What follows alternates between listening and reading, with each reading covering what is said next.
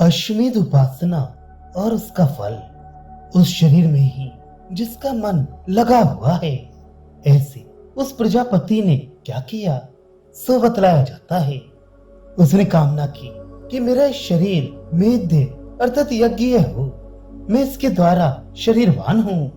क्योंकि वह शरीर अश्वत्थ अर्थात फूल गया था, इसलिए वह अश्व हो गया और वह मेध्य हुआ।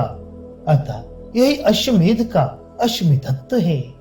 जो इसे इस प्रकार जानता है वही अश्वमेध को जानता है। उसने उससे अवरोध रहित बंधन शून्य ही चिंतन किया। उसने संवत्सर के पश्चात उसका अपने ही लिए अर्थात इसका देवता प्रजापति है ऐसे भाव से आलवन किया तथा अन्य पशुओं को भी देवताओं की प्रति पहुंचाया। अतः याज्ञिक लोग मंत्र द्वारा संस्कार किए हुए सर्वदेव संबंधी प्रजापत्य पशु का आलवन करते हैं। यह जो सूर्य तपता है वही अश्वमेध है, उसका संवत्सर शरीर है, ये अग्नि अर्क है तथा उसके ये लोक आत्मा है। यही दोनों अग्नि और आदित्य अर्क और अश्वमेध हैं, किंतु वे मृत्यु रूप एक ही देवता है। जो इस प्रकार जानता है वह पुनर्मृत्यु को जीत लेता है, उसे मृत्यु नहीं पा सकता। मृत्यु उसका आत्मा हो जाता है तथा वह इन देवताओं में से ही एक हो जाता है। उसने कामना की किस प्रकार मेरा इस शरीर मेध्य यज्ञ हो जाए तथा मैं आत्मन्वी अर्थात आत्मवान अर्थात इस शरीर से शरीरवान हो जाऊं। ऐसा विचार कर उसने उसमें प्रवेश किया। क्योंकि वह शरीर उसके वियोग से यशोवीरहीन होकर अश्वत्थ अर्थात फूल गया था। अतः उससे अश्व उत्पन्न हुआ। इसी से अश्व नाम का साक्षात प्रजापति ही है। इस प्रकार उसकी स्तुति की जाती है, क्योंकि उसके पुनः प्रवेश से वे अश्ववीरहीन और अमेध्य होने पर भी मेध्य हो गया। इसी से अश्वमेध का यानी अश्वमेध नामक यज्ञ का अश्वमेधत्व है, अर्थात उसे अश्वमेध नाम मिला है। यज्ञ क्रिया कारक और फल रूप होता है, अतः वह प्रजापति ही है। ऐसा कहकर उसकी स्तुति की जाती है। उषावाश्वस्य मेध्यस्य शिरः इत्यादि वाक्य से यज्ञ निर्वाहक अश्व का प्रजापतित्व कहा गया। अब उसी प्रजापति रूप मेध्य अश्व की और यज्ञ फल रूप से उसी के समान उपर्युक्त अग्नि की उपासना का विधान करना चाहिए। इसलिए आगे का ग्रंथ आरंभ किया जाता है। पहले श्रुति वाक्य में विधि बोधक क्रियापद का श्रवण नहीं आया है और उपासना संबंधी वाक्यों में क्रियापद की अपेक्षा होती है। इसलिए इस प्रकरण का ये अर्थ जाना जाता है। जो इसे इस प्रकार जानता है निश्चय ही वही अश्वमेध को जानता है। जो कोई भी इस अश्व को और ऊपर बतलाए हुए अग्नि रूप अर्क को आगे कहे जाने वाले संक्षिप्त रूप से प्रदर्शित विशेषण से विशिष्ट जानता है, वही अश्वमेध को जानता है, कोई दूसरा नहीं। इस प्रकार तात्पर्य यह है कि इसे इसी प्रकार जानना चाहिए। किस प्रकार जानना चाहिए सो इस विषय में पहले श्रुति पशु विषयक दृष्टि का ही निरूपण करती है।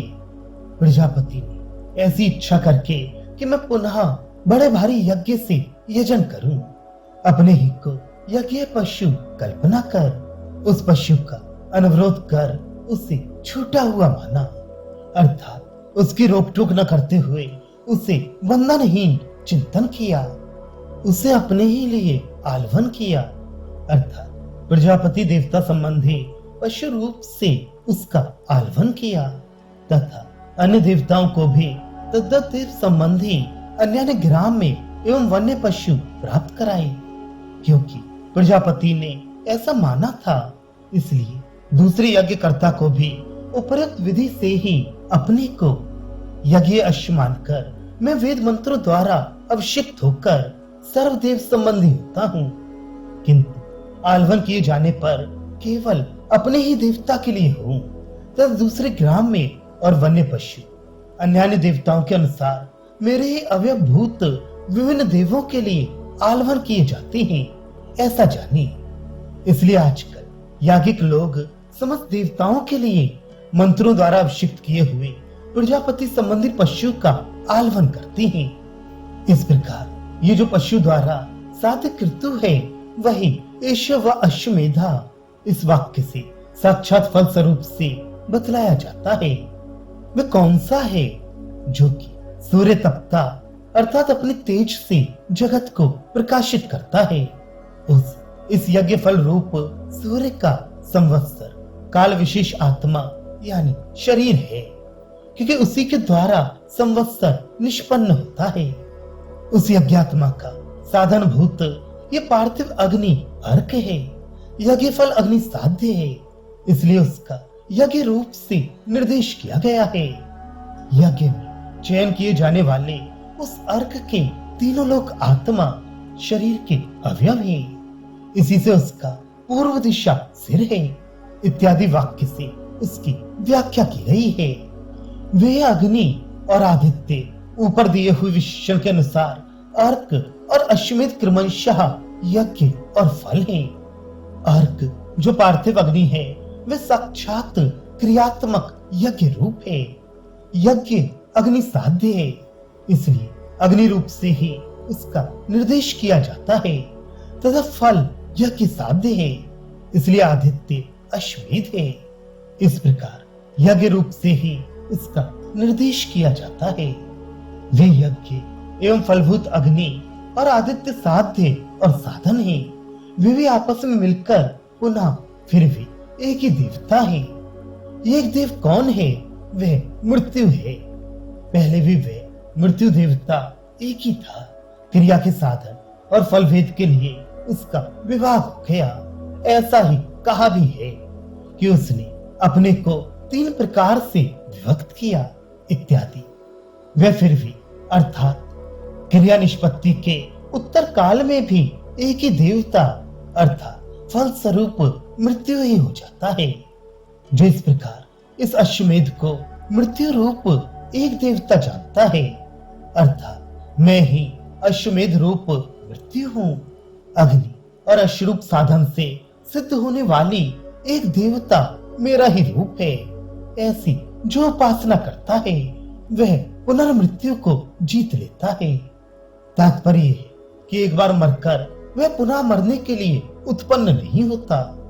इस प्रकार परास्त हो जाने पर भी मृत्यु इसे पुनः प्राप्त कर लेगा, ऐसी आशंका करके श्रुति कहती है इसे मृत्यु पुनः प्राप्त नहीं कर सकता।